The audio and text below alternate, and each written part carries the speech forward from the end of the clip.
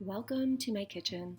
We all love the convenience and taste of store-bought biscuit mixes, and those little tubes of biscuits you can buy are so easy to throw in the oven to round out any meal. But today I'm sharing a buttermilk biscuit mix recipe you can keep on hand to make fresh homemade buttermilk biscuits anytime. It's going to save you money and you'll feel good about feeding your family something from scratch. If you're making this to keep as a mix, just prepare the recipe without the buttermilk and store in a jar or airtight container in the fridge.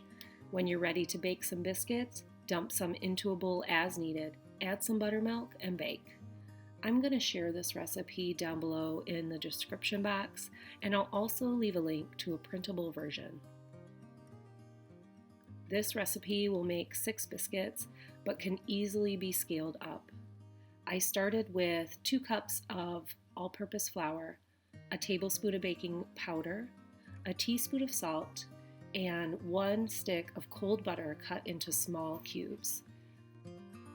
The next step is to cut the butter into the dry mixture, and this is just a baking term that means you are going to incorporate the butter into this dry mixture until it resembles a crumbly mixture with the butter pieces becoming a lot smaller, like pea-sized crumbles. And I like to think of this as pressing the flour into the butter. Obviously, as you can see here, I'm doing this by hand. You can also use a pastry blender, which is this little tool here. And these are very inexpensive, and they do make quick work of cutting butter into any dry mixture. You can also cut your butter into the flour with a stand mixer, and you can use the whisk attachment or the paddle attachment. Both of those will work well. I have a stand mixer, so usually I will use the stand mixer to mix up this recipe. It's just convenient. It allows me to do other things while the mix is coming together.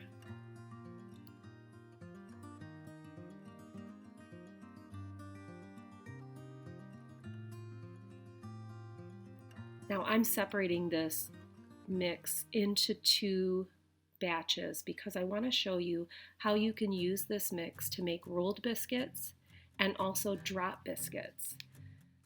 I'm starting with the rolled biscuits, and I'm going to pour in enough buttermilk to hydrate the mixture but keep it kind of dry because I want to be able to roll these out on the cutting board. I'm adding just a little bit at a time. It's always easy to add more, but if you get too much, it's not so easy to recover from that.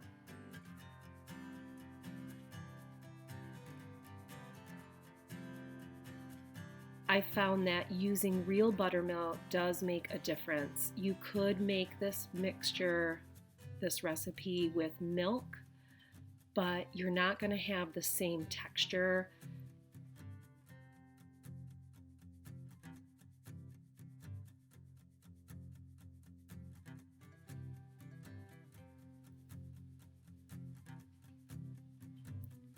What I'm looking for with this dough is for it to come away from the bowl and form together nicely without being too sticky. You should be able to touch it and it's not going to stick and be gooey on your hands.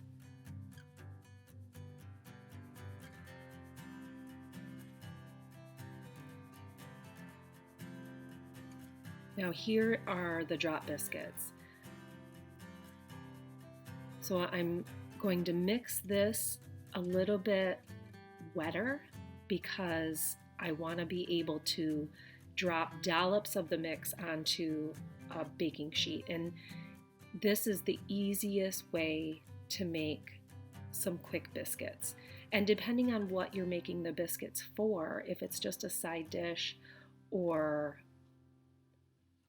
if you're making sausage gravy to pour over or strawberry shortcake, this is a great option to just make these drop biscuits. It's going to save you a step. You're not going to have to roll them out and cut the biscuits before putting them on the baking sheet.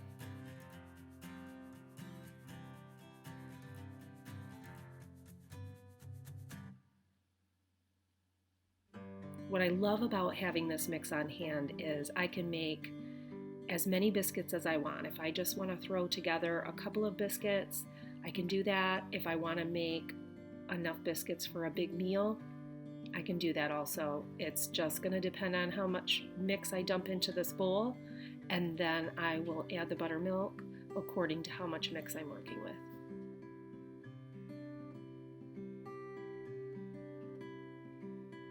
For the rolled biscuits, I take that dough and place it on a well-floured surface. And I'm just pressing it out. I know I call these rolled biscuits, but you don't need to roll this out. I've got a biscuit cutter, but you can also use a glass, like a drinking glass or a jar. When pressing this cutter or your glass into the dough, you don't want to twist. What that will do is seal the edges of the biscuit, and it won't rise as high in the oven. It'll trap all of that air inside the dough, and what we want is for it to poof up and be flaky.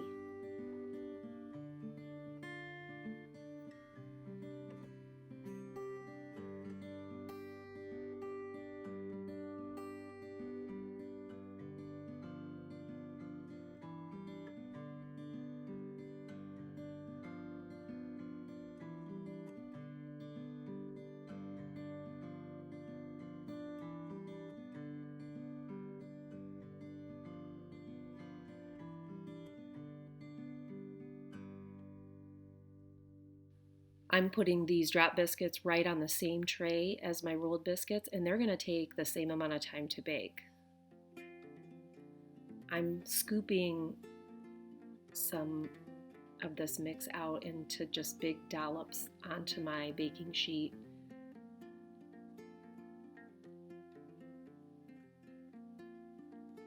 You can make these into small biscuits, large biscuits, whatever you want to do with this mix.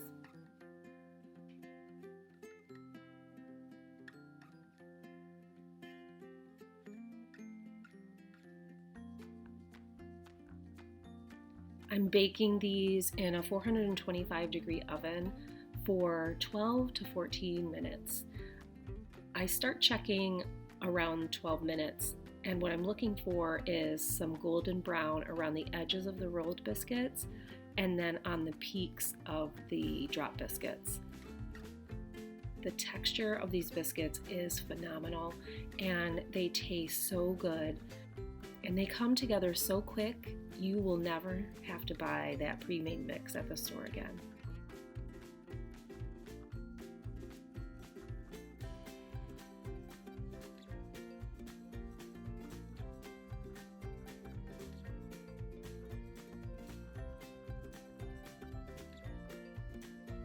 I hope you enjoyed hanging out with me in my kitchen today. I really enjoyed sharing this recipe with you, and I look forward to seeing you again soon.